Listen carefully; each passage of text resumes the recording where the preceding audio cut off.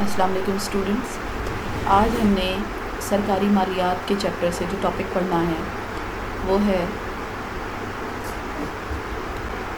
پاکستان کے نظام محصولات کا جائزہ۔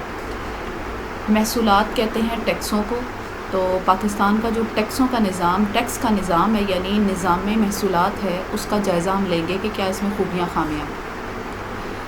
تو سب سے پہلی جو اس کی خوبی ہے ہمارے نظام محصولات کی، وہ یہ کہ یہ ٹیکس جو ہے اس آمدنی کا بڑا ذریعہ ہے، یعنی حکومت کو جو آمدنی حاصل ہوتی ہے مختلف ذرائع سے، اس میں سے جو ٹیکس ہے وہ آمدنی کا ایک بہت بڑا ذریعہ ہے، اور آمدنی اس کے ذریعے مختلف قسم کے ٹیکس گورنمنٹ لگا کے جو ہے وہ آمدنی حاصل کرتی ہے، جسے وہ مختلف جگہوں پہ استعمال میں لاتی ہے۔ ٹھیک ہے، تو ٹیکسوں کے اندازے کے مطابق جو مرکزی حکومت ہے وہ اپنی آمدنی کا 75% سے زائد ٹیکسوں سے حاصل کرتی ہے، اور باقی 25% دیگر ذرائع سے حاصل کرتی ہے، جبکہ جو صوبائی حکومتیں ہیں وہ اپنی آمدنی کا تقریباً 60% ٹیکسوں کے ذریعے حاصل کرتی ہیں۔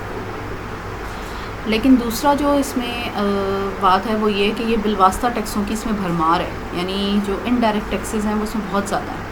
جو براہ راست ٹیکسز ہوتے ہیں ان کے مقابلے میں پاکستان میں بالواسطہ ٹیکس یا انڈائریکٹ ٹیکسز بہت زیادہ لگائے جاتے ہیں، اور مرکزی حکومت اپنی آمدنی کا تقریباً 68% سے زائد ان ٹیکسز سے حاصل کرتی ہے، اور صرف 32% براہ راست ٹیکسوں سے حاصل کرتی ہے۔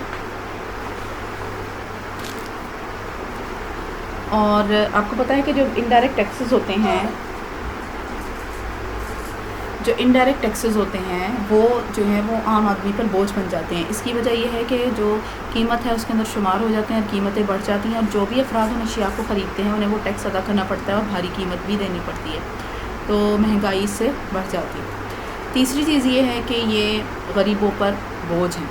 جو براہ راست ٹیکس ہوتے ہیں وہ تو اصول مساوات کو پورا کرتے ہیں، کیونکہ زیادہ آمدنی والے افراد زیادہ ٹیکس ادا کرتے ہیں، اور کم آمدنی والے افراد کم ٹیکس ادا کرتے ہیں۔ لیکن جو انڈائریکٹ ٹیکسز ہوتے ہیں، کیونکہ وہ ضروریات زندگی پر لگائے جاتے ہیں، یعنی عام اشیاء پہ لگائے جاتے ہیں، تو غریب آدمی جو ہے وہ اپنی کم آمدنی میں سے ان اشیاء کو خرید رہا ہوتا ہے، تو اس لیے اس کے اوپر ان اشیاء پر ٹیکس کا زیادہ بوجھ جو ہے وہ پڑ جاتا ہے، اسے زیادہ قیمت دینی پڑتی ہے۔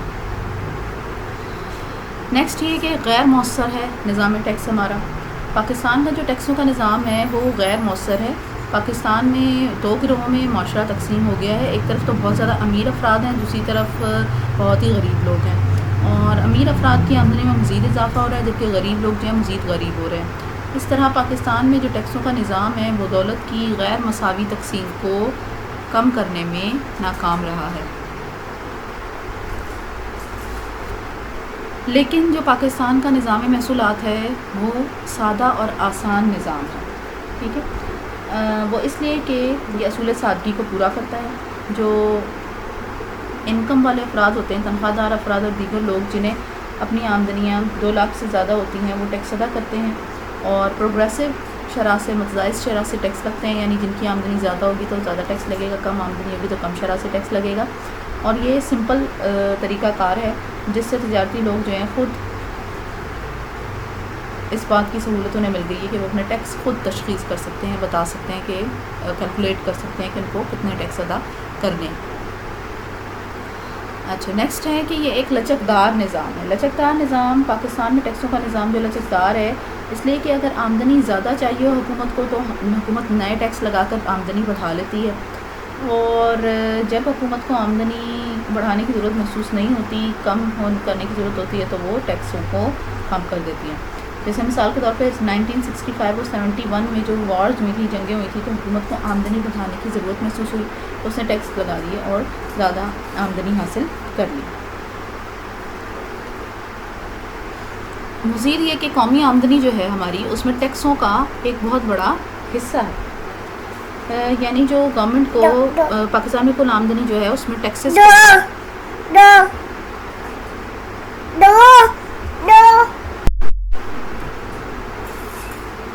تو جو ہماری جو آمدنی ہے اس میں بجٹ میں جو حساب کتاب لگایا جاتا ہے اخراجات پورے کرنے کے لیے، تو اس میں یہی ہے کہ جو ٹیکس لگائے جاتے ہیں امیروں پہ لگائے جائیں اور اس سے حاصل ہونے والی رقم کو غریبوں کی فلاح و بہبود پر خرچ کیا جائے. اس سے کیا ہوگا، ایک طرف تو آمدنی میں اضافہ ہوگا گورنمنٹ کی، اور دوسری طرف مساویانہ تقسیم جو ہے دولت کی وہ ہو سکے گی. قرضے اور زائد نوٹ چھاپنا. عام طور پر جب بجٹ بنایا جاتا ہے تو آمدنی جو ہے پاکستان کی وہ اخراجات کے مقابلے میں کم رہ جاتی ہے، اور زائد آمدنی حاصل کرنے کے لیے یا تو قرضہ لینا پڑتا ہے یا پھر بغیر گارنٹی کے نوٹ چھاپے جاتے ہیں. اس کا نتیجہ جو ہے وہ ملک میں افراط زر کے اضافے کی شکل میں بنتا ہے اور معیشت پہ بوجھ بن جاتا ہے. ٹیکس چوری بھی ایک ایشو ہے کہ جو پاکستان کے لوگ ہیں مختلف، جو ہیں اپنی آمدنی جو ہے وہ ٹیکسوں سے بچنے کے لیے صحیح ظاہر نہیں کرتے، اصل سے کم آمدنی ظاہر کرتے ہیں. اس کو ٹیکس چوری کہا جاتا ہے. ڈائریکٹ ٹیکسز کی وصولی کا جو عملہ ہوتا ہے اس میں سے کچھ لوگ ایسے ہوتے ہیں جو کہ حکومتی خزانے کو روپے کا نقصان اس طرح پہنچا دیتے ہیں کہ وہ مکمکا کر لیتے ہیں، مطلب ان لوگوں سے ساز باز کر کے ان سے ٹیکس چوری میں شریک ہو جاتے ہیں. ٹھیک ہے، اور اس طرح سے سخت طریقہ کار کی ضرورت ہے جس سے ٹیکس چوری سے روکا جا سکے.